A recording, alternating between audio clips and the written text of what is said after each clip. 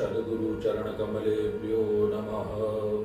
वसुदेवसुतं देवं कंसचाणूरमर्दनं देवकी परमानन्दं कृष्णं वन्दे जगद्गुरुं।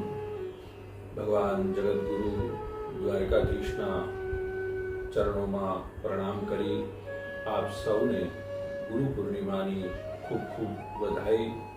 શાસ્ત્રકારો એમ કહે છે કે જે મને તમને અંધકારમાંથી પ્રકાશ તરફ લઈ જાય એવું જે તત્વ છે એ સદગુરુ ભગવાન છે।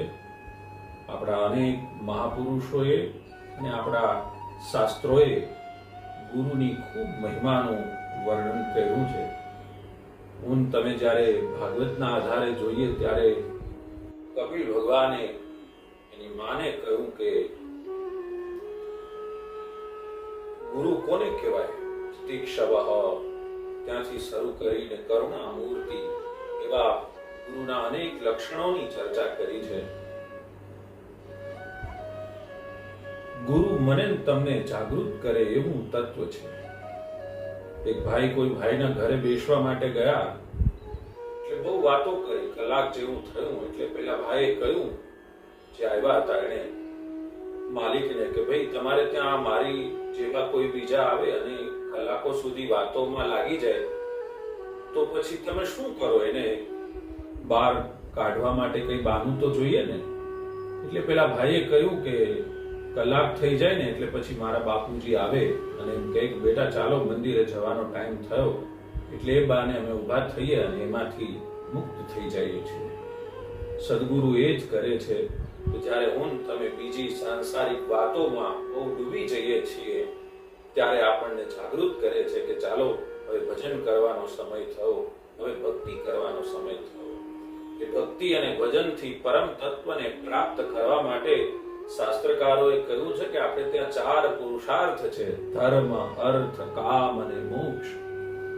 મનુષ્યના જન્મ જન્માંતરનું કારણ પણ જેને શરીરની ચર્ચાઓ કરી છે, સ્થૂલ શરીર, સૂક્ષ્મ શરીર, કારણ શરીર। એ કારણ શરીરમાં 4 તત્વો છે: મન, બુદ્ધિ, ચિત્ત અને અહંકાર। એના ગુણ અવગુણો પણ હોય। હંમેશા મન છે ને એ સંશય કરે, બુદ્ધિમાં હંમેશા સંદેહ થાય, ચિત્તમાં ભ્રમ થાય, માણસ એમ કહે કે ભાઈ ચિત્ત ભ્રમ થયો છે, અને અહંકારમાં જડતા આવે। આ 4 તત્વો બાધક રૂપ બને છે। જ્યારે મુક્ત થવા માટે અથવા પરમ તત્વને પામવા માટે આ અવરોધોમાંથી મારે તમારે પાર તરી જવું હોય, થોડા હળવા થવું હોય। બહુ વજનદાર કોટ પહેર્યા હોય તો કોઈ ખીતી હોય ત્યાં એ કોટને ઉતારીને લગાવી દઈએ તો હળવા થઈ જવાય। એમ કોઈ સદગુરુ મારા અને તમારા બોજાને હંમેશા દૂર કરે છે। એ સદગુરુ મારા અને તમારા મનમાં શ્રદ્ધા જન્માવે। શ્રદ્ધાનો અવગુણ, મનનો અવગુણ શું છે? સંશય।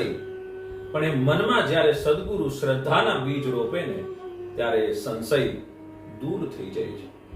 એ સદગુરુ મારા અને તમારામાં વિશ્વાસ જગાવે છે। ભવાની શંકરો વંદે શ્રદ્ધા વિશ્વાસ રૂપિણો।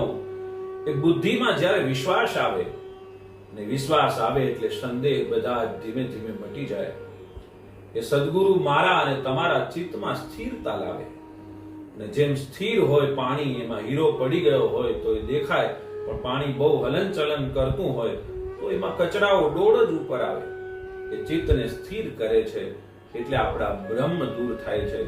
અને અહંકારમાં જે જડતા છે, સદગુરુ એમાં વિનમ્રતા આપે છે। જ્યારે હું તમે કોઈના ચરણમાં નમી જઈએ છીએ, વિનમ્રતા આવી જાય ત્યારે મારી અને તમારી જડતાઓ દૂર થઈ જાય છે। કદાચ હું તમે ત્યાં સુધી ન પહોંચી શકીએ, પણ જે પહોંચેલા છે અથવા તો જે એને પુકારે છે એવા કોઈ સદગુરુનું શરણ, આપણે ત્યાં તો ભાગવતજીમાં ગજેન્દ્ર મોક્ષની કથા છે, એમાં ગજેન્દ્રએ હરિને પુકાર્યા છે। પેલા મગરે તો હાથીનો પગ પકડ્યો છે, પરંતુ છતાંય ગજેન્દ્રએ પુકાર્યા અને પ્રભુ આવ્યા ત્યારે સૌથી પહેલા એને મગરનો ઉદ્ધાર કર્યો। આપણે એવા કોઈ પુકારનારા તત્વનું શરણનો આશ્રય કરી લઈએ તો પણ મારા અને તમારા જીવનના સંદેહો મટી જશે અને ચાર પુરુષાર્થથી ચતુર્ભુજ નારાયણનું પ્રાગટ્ય અને એની કૃપા મારા અને તમારા જીવનમાં પ્રાપ્ત થશે.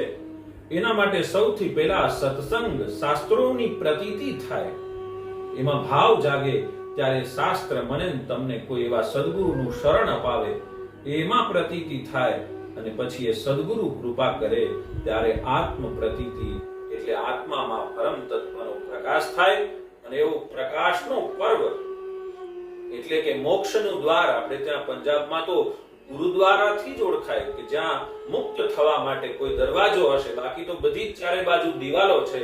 ગુરુ એક એવું દ્વાર છે કે જે ખોલી દે છે મને તમને અને મુક્ત કરી અને પરમ તત્વ સુધી પહોંચાડે છે. એવા પ્રકાશના પર્વ ગુરુ પૂર્ણિમાની આપ સૌને વધાઈ અને એવા પરમ જગતગુરુ પરમ તત્વ ભગવાન ઠાકોરજી દ્વારકાધીશ આપ સૌ ઉપર કૃપા કરે. જય શ્રી કૃષ્ણ, જય ગુરુદેવ.